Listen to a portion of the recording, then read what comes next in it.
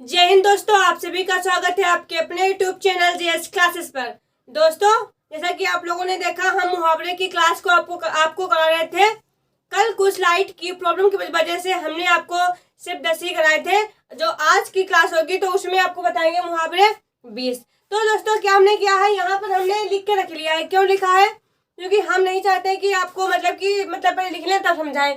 लेकिन दोस्तों, ये मुहावरे हैं, इनको हम चाहते हैं कि आपका समय ज्यादा से ज्यादा आपका समय बच जाए। हम नहीं चाहते कि आप लोग यहाँ पर ज्यादा अपना टाइम वेस्ट करें, लेकिन हम आपको एक समझाएंगे, क्योंकि मुहावरे में जो होता है वो समझाने का ज्यादा महत्व होता है। मुहावरे को जितना हम लोग अच्छे से समझ लेंगे बारीकी से, उतना ही हम इसमें अटकेंगे नहीं। दोस्तों, आइए देखते हैं आज का और पहला मुहावरा क्या होता है।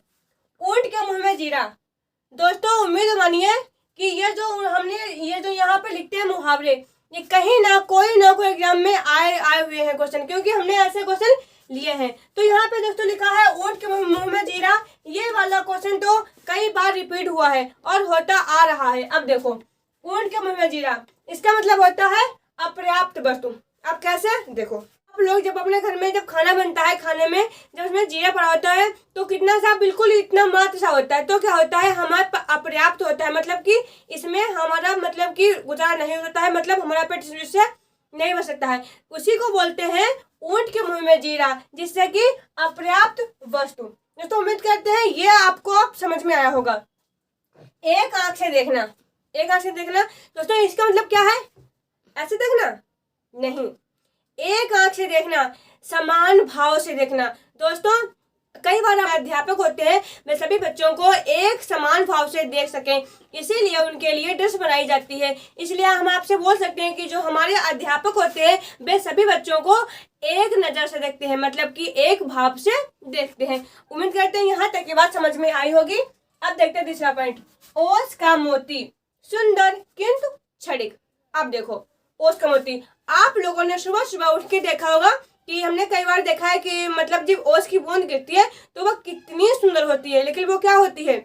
सुंदर तो होती है किंतु क्षणिक।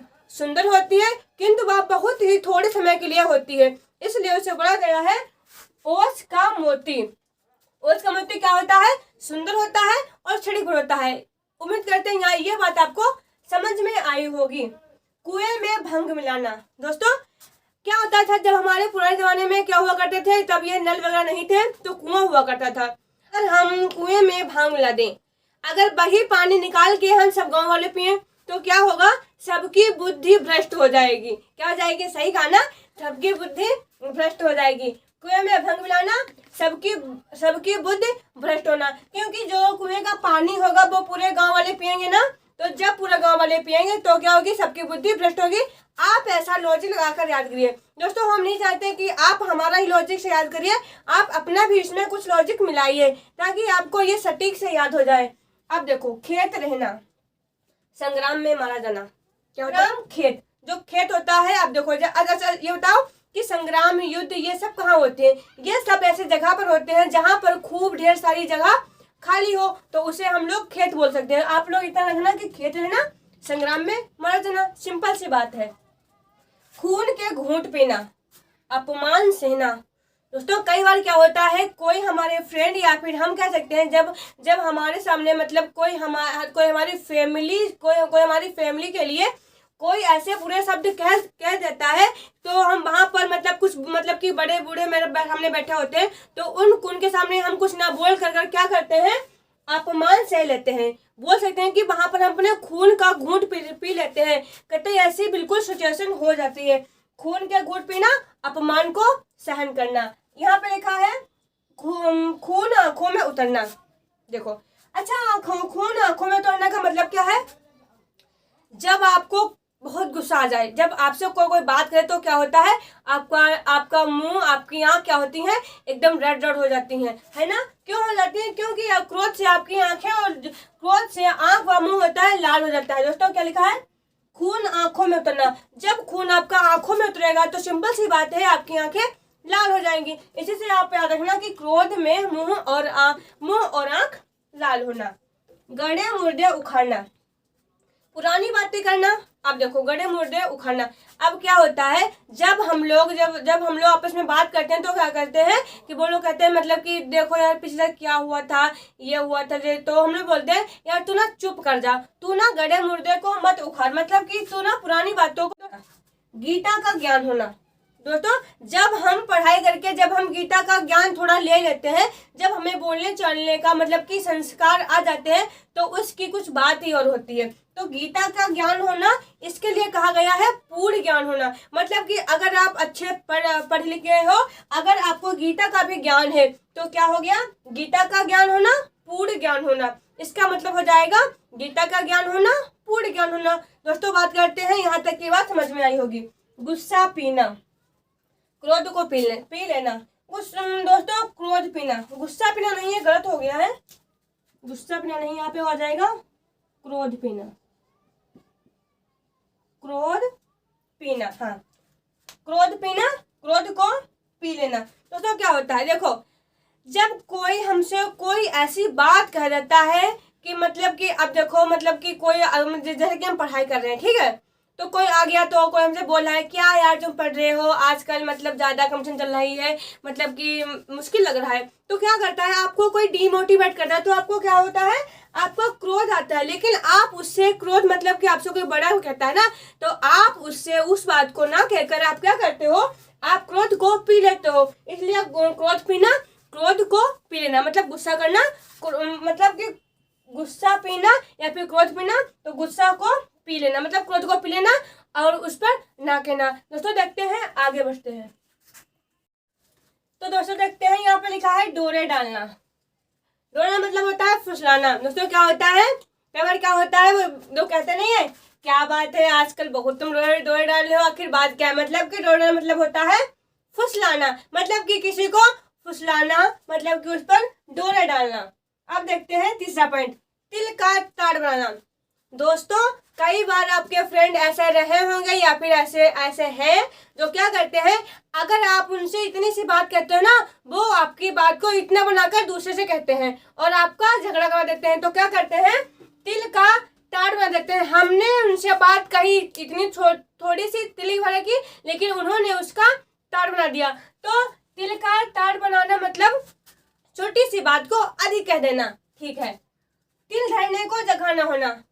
अब देखो तिल कितना बड़ा होता है, तिल आपका बहुत ही छोटा सा होता है। अब जब तिल धरने का जगह नहीं होगी तो वहां पे क्या होगी, वहां पे क्या होगी, सिंपल सी बात है, वहां पर अत्यधिक भीड़ होगी। मतलब कि कह सकते हैं तिल धरने को जगह न होना, अत्यधिक भीड़ होना, ठीक है। तारीफ के पुल बांधना, तारीफ के पुल बांधना, झूठी प्रशंसा करना। दोस्तों कई बार हमारे ऐसे मतलब कि ऐसे परिवार में कह सकते हैं या फिर हमारे ऐसे रिश्तेदार होते हैं, वो क्या करते हैं, वो मतलब कि अगर किसी को मतलब कि अगर उनसे कुछ काम निकालना होता है तो क्या करते हैं, उनके ऊपर इतने तारीफ के पुल बांधते हैं, इतनी झूठी प्रशंसा करते हैं, इतनी करते हैं कि वो उनके मतलब कि उसमें आ जाते हैं। दोस्तों तारीफ के पुल बांधना, झूठी प्रशंसा करना, मतलब कि कई बार देखा होगा कि जो हमारे फ्रेंड होते हैं वो कितनी झूठी प्रशंसा करते हैं, वो क्या करते हैं, तारीफ के पुल बांधते जाते हैं, बांधते ही जाते हैं। दिन रात एक करना मतलब क्या दोस्तों, लगातार प्रयास करना।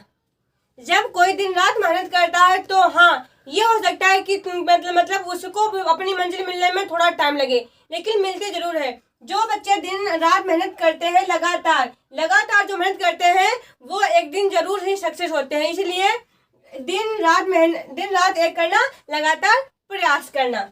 द्रौपदी का चीर होना।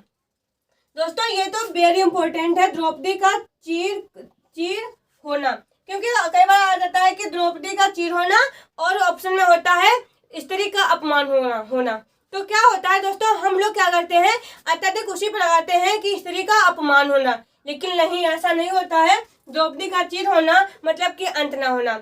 जो उनकी साड़ी थी तो यही जो उनकी साड़ी थी तो क्या कर रहा था, जब